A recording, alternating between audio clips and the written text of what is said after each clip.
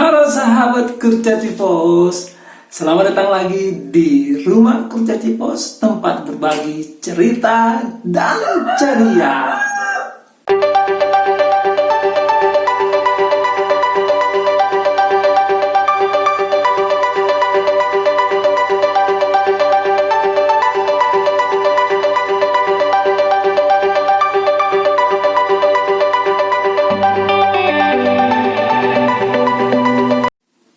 Nah, untuk kesempatan kali ini saya akan berbagi tips tentang 5 kesalahan yang sering dilakukan oleh orang yang baru belajar menulis cerita.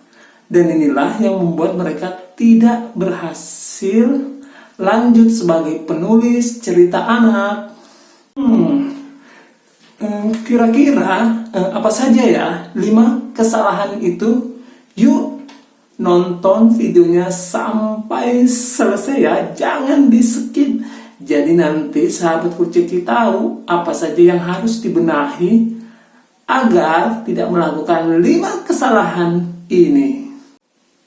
Oke, mari kita mulai saja dari kesalahan yang pertama yang sering dilakukan oleh orang yang baru belajar menulis cerita anak. Jadi yang pertama adalah niat menulis anak karena adalah ikut-ikutan. Yes, jadi dia itu ikut-ikutan menulis cerita anak karena melihat keberhasilan orang lain. Misalnya nih saat saat melihat teman lain ceritanya dimuat di majalah atau baru saja menerbitkan buku, maka dia pun langsung ingin ikutan menulis cerita anak. Jadi, yang harus diingat saat ingin menulis cerita anak itu harus niatnya memang ingin menulis cerita anak yang diawali dari rasa suka membaca cerita anak. Jadi, menulis cerita anak karena suka. Soalnya, apa saja yang dilakukan dengan rasa suka membawa enjoy. Akhirnya melalui proses menulis dengan senang hati. Dan memang ya, apa saja yang dilakukan dengan senang hati termasuk menulis cerita anak, itu hasilnya akan bagus dan maksimal karena dilakukan dengan enjoy dan tidak ada paksaan. Jadi inilah kunci utamanya saat ingin menulis cerita anak.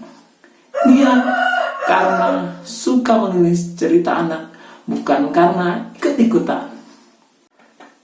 Lanjut, kesalahan nomor 2 yang sering dilakukan oleh orang yang baru mulai menulis cerita anak itu adalah ingin cepat bisa menulis cerita anak.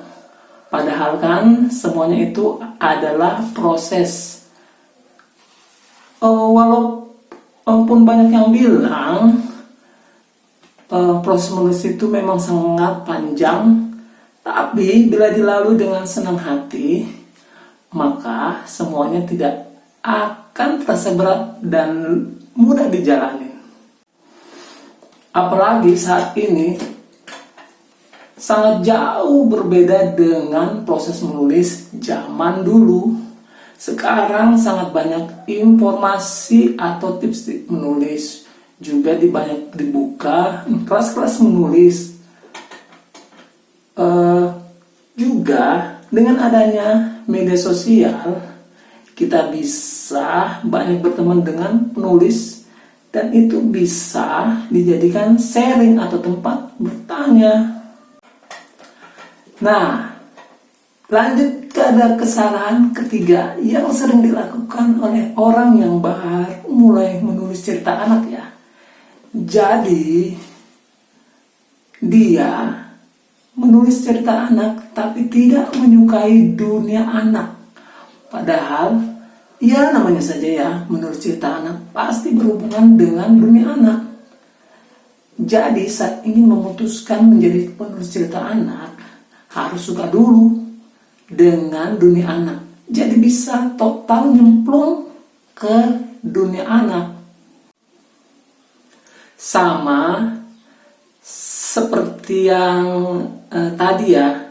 Jadi apabila kita melakukan sesuatu di dunia yang kita sukai, maka hasilnya pun akan maksimal dan enjoy menikmati prosesnya. Jadi ingat ya, untuk bisa maksimal di dunia menulis cerita anak harus suka dengan dunia anak-anak. Nah, ini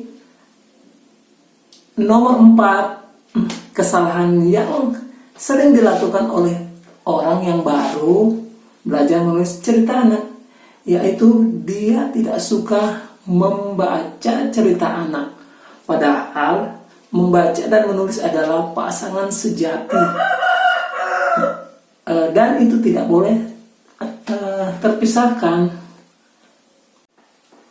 Dengan banyak membaca, referensi kita juga akan bertambah. Bahkan dari membaca kita bisa mendapatkan banyak sekali ide-ide untuk ditulis jadi cerita.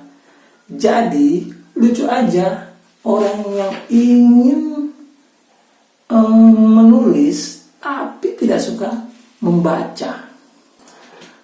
Kesalahan nomor 5 yang sering dilakukan oleh orang yang baru saja menulis cerita anak, yaitu ingin segera menghasilkan uang atau ingin mendapatkan penghasilan dari menulis cerita anak. Jadi tunggu dulu. Untuk mendapatkan penghasilan dari menulis cerita anak, pastinya harus melaksanakan 4 poin-poin tadi yang sebelumnya ya. Karena untuk menghasilkan uang dari menulis cerita anak itu harus ada cerita-cerita dulu yang dihasilkan. Nah, biar semakin banyak cerita-cerita yang kita tulis, itu harus rajin menulis. Semakin banyak yang kita tulis, semakin banyak yang bisa kita kirim ke media, juga kirim ke penerbit. Nah, itulah nanti yang akan menghasilkan uang.